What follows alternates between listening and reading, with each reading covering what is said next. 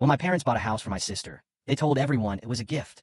Then they slapped mortgage papers in front of me and said it was my responsibility now. My mother looked my daughters dead in the eye, tossed paper napkins at them, and declared, "Your kids can eat at home."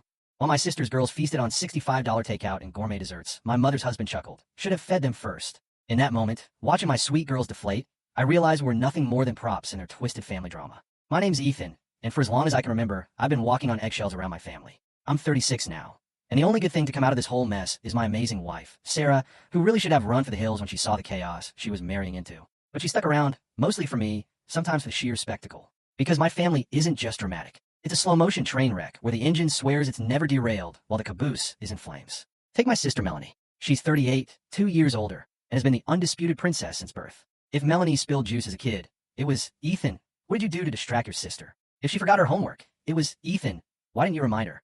And God forbid, I ever wanted anything she already had. She didn't just get the bigger slice of cake. She got the cake stand, too. Of course, she married David, one of those guys who looks like he owns a yacht, even if he doesn't. They live in a massive house in the suburbs with a dog that gets Christmas present from my parents, while my girls are still waiting for a single birthday card. Not that I expected anything different. Hope left the building years ago. And then there's my mom, Eleanor. She could win an Olympic medal in selective generosity. Lavish brunches from Melanie's kids, expensive day camps, just because packages bragging to her church group about how well Melanie is raising those girls. But for my daughters, it was always, "You should learn to budget better, Ethan." As if budgeting would magically create grandparents who remember birthdays. This dinner, that night, wasn't just a fluke. It was the culmination of years of small humiliations, tight-lipped smiles, and moments where I'd let things slide for the sake of keeping the peace. I used to think being the bigger person meant staying quiet. But the thing about swallowing your pride is that eventually it starts to taste like poison. My mom had invited us out under the pretense of a family catch-up. She picked this trendy fusion place, you know, the kind with waiters and leather-strapped aprons and water that comes in tiny glass bottles blessed by mountain nymphs.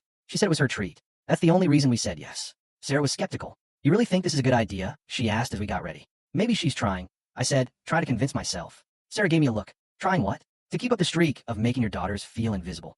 I had no good answer. I just wanted one decent, peaceful dinner where my girls didn't feel like they were wearing clearance rack clothes at a black tie event. We showed up 5 minutes early. Sarah had made sure the girls looked nice. Lily had a little bow in her braid, and Chloe wore the white dress she saved for special occasions. My mom and Melanie's family rolled in 10 minutes late, laughing about some TikTok I wasn't privy to. Melanie air kissed me, then immediately turned to Sarah. "Love your top," she said with a smile that was 2 parts Botox and 1 part judgment. David ordered wine before the waiter even introduced himself. Melanie started going on about their summer plans, some exclusive camp in Vermont, then a week in Italy. I nodded along, spooning water into Lily's glass from the tiny bottle like.